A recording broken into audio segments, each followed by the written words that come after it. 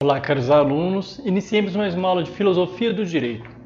Nós vimos que no período helenístico, devido às transformações ocorridas ali com a conquista de Alexandre Magno, foram surgindo diversas correntes filosóficas que, embora de uma forma bem distinta, elas pretendiam dar uma resposta a uma mesma questão, que seria a seguinte: como que o homem pode viver feliz ou pode ser feliz no mundo cheio de incertezas? Eles se afastaram, na sua concepção, dos filósofos gregos, de Aristóteles, de Platão. Por exemplo, Epicuro. Epicuro ele vai se aproximar da corrente atomística de Leucipo e Demócrito. E, assim como os filósofos pré-socráticos, Epicuro também vai se voltar para a doutrina vai voltar sua doutrina para a observação da natureza, a origem de tudo que existe, e é daí que ele vai extrair as suas conclusões. Por exemplo, para Epicuro, a felicidade ela reside no prazer, porque é uma teoria um pouco materialista, vamos dizer assim, se a gente for falar de uma forma bem reducionista. E para ele, a pessoa tem que buscar o quê? A tranquilidade perfeita, que pode ser obtida através da conjugação de vários aspectos, entre os quais o conhecimento, a segurança. Então, quando você fala prazer, a tendência sua é sempre pensar na ideia hedonista dos dias atuais. O prazer ele é um dos aspectos que tem contribuído para a fama da doutrina epicurista, mas o modo como ele é encarado nada tem a ver com a nossa noção atual de hedonismo, que nós temos especialmente depois do cristianismo, quando a gente pensa, por exemplo, no carnaval. Nada disso. Epicuro ele define o prazer como consistindo na eliminação dos desejos, fruto da necessidade, Ou seja, a gente deve desejar apenas aquilo que a gente tem falta, E alcançar aquilo que a gente necessita. Então, ao fazer isso, o indivíduo estaria suprimindo um desejo e, consequentemente, ele estaria tendo prazer ao conseguir o que ele deseja.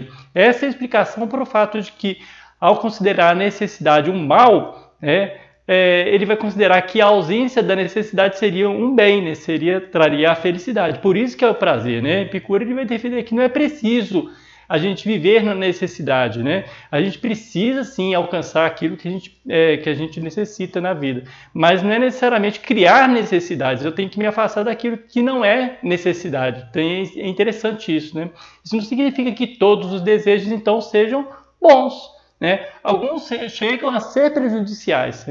A doutrina de Epicuro ela vai distinguir vários tipos de desejo. Tem os naturais e necessários, naturais mas não necessários, e aqueles que não são nem naturais nem necessários. Por exemplo, na Carta sobre a Felicidade, a Meneceu, ele vai dizer o seguinte: consideremos também que dentre os desejos há os que são naturais e os que são inúteis. Dentre os naturais, há uns que são necessários e outros apenas naturais. Dentre os necessários, há alguns que são fundamentais para a felicidade e há outros que são necessários para o bem-estar corporal. Outros ainda, a própria vida. E o conhecimento seguro dos desejos leva a direcionar toda escolha e toda recusa para a saúde do corpo e para a serenidade do espírito, visto que esta é a finalidade da vida feliz. Veja bem, não é você ter prazer, buscar o tempo inteiro satisfação das suas necessidades, no sentido assim, você criar necessidade. Não, você vai satisfazer aquelas necessidades que já existem, Em razão desse fim, praticamos todas as nossas ações para nos afastarmos da dor e do medo. Uma vez que tenhamos atingido esse estado, toda a tempestade da alma se aplaca e o ser vivo, não tendo que ir em busca de algo que lhe falta, nem procurar outra coisa a não ser o bem da alma e do corpo, estará satisfeito. De fato, só sentimos necessidade do prazer quando sofremos pela sua ausência. Ao contrário, não sofremos. Essa necessidade não se faz sentir. Nesse sentido é interessante, Eu não vou criar uma necessidade, mas havendo a necessidade, eu vou tentar satisfazê-la. E ao satisfazê-la, eu vou ter prazer. Então, o que o epicurista busca? É sempre isso mesmo, Ele vai buscar afastar da dor e buscar o prazer. Afasta a dor, busca o prazer. É sempre isso que é a busca do epicurista. Então, o hedonismo dele não é aquele busca do prazer insaciável. E não é só o prazer no sentido sexual, né? O prazer em todos os sentidos, intelectual, o prazer de uma boa música, estética, assim por diante. Em Epicuro, é possível a gente vislumbrar a noção de justiça, que é o que vem ao caso para a gente, né? Ele funda a ideia de que há um interesse numa vida plena, né, e prazerosa dos indivíduos. Daí, a política ela se constrói no objetivo de uma utilidade comum, como uma busca da felicidade e do prazer para afugentar os danos, seja para si ou para outrem, né? Então, justo é agir em conformidade com o bem do outro, numa espécie de princípio de solidariedade. Mas por que eu vou ser solidário com o outro, né? Viver em segurança significa viver de acordo com a justiça, que é o mesmo que dizer que é viver de acordo com as regras estipuladas. Então, para Epicuro, a justiça ela consiste num acordo feito entre as sociedades, né, numa convenção, né, com o objetivo de evitar que se provoque ou sofra algum mal. Né? Uma das máximas dele, ele vai dizer o seguinte: olha, a justiça não é uma coisa em si mesma, mas existe sempre um acordo nas relações com os outros e em vários locais para não prejudicar nem ser prejudicado. Veja bem, nós vimos lá nos estoicos, né, que você, na verdade, teria uma essência de justiça, né?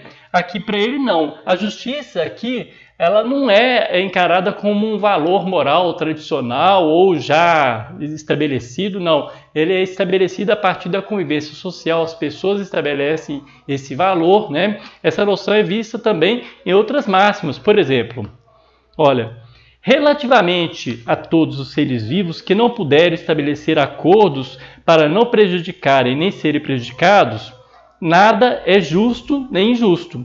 Do mesmo modo, acontece com todos os povos que não puderam ou não quiseram fazer acordos relativamente ao fato de não prejudicarem nem serem prejudicados. Veja bem, se eu estou buscando prazer e afastando da dor, né, então a minha convivência com o outro é exatamente para que isso seja possível. Não, então, quando eu sou solidário com o outro, na verdade eu estou pensando em mim mesmo nessa solidariedade. Né? Não é bem assim, no sentido cristão, né? Essa solidariedade é no sentido mesmo, vamos dizer assim, não é egoísta, né? Mas é no sentido eu estou pensando no meu próprio bem. Ou seja, não há para Epicuro a noção de que o justo seja algo determinável e daí compreendido pela natureza ou pela razão. O justo é uma convenção dos homens exatamente para o próprio bem deles. Né? Não há injustiça como mal em si. Né? Ocorre que os homens, devendo se afastar daquilo que lhes causa sofrimento, ao cometer injustiças, né, eles acabam podendo ser descobertos, perseguidos, castigados. E eu não estou querendo afastar da dor, então por que eu vou cometer uma injustiça e ser castigado? Né? Então ele vai dizer uma outra máxima assim, olha, a injustiça não é em si um mal. Este reside no temor de não escapar àqueles que têm por função castigar os culpados. Ou seja, o cara comete um mal e aí o medo da punição causa sofrimento. E ele não quer afastar do sofrimento, então ele não vai causar um mal.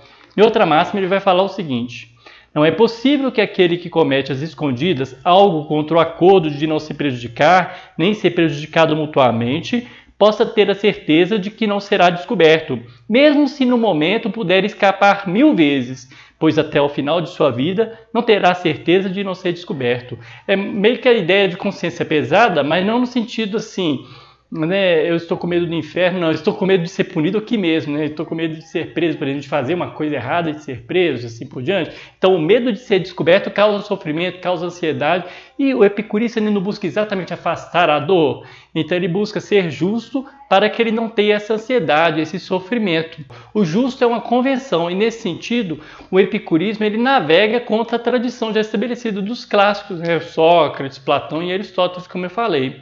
E também contra os estoicos, sobre os quais a gente falou na aula passada. A justiça não é algo já predeterminado, predefinido, mas algo construído socialmente e necessariamente algo que se constrói para a obtenção do prazer. Então eu espero que tenha sido claro. Qualquer dúvida ou sugestão, deixe nos comentários que a gente vai esclarecer aqui numa oportunidade qualquer. Até a próxima aula.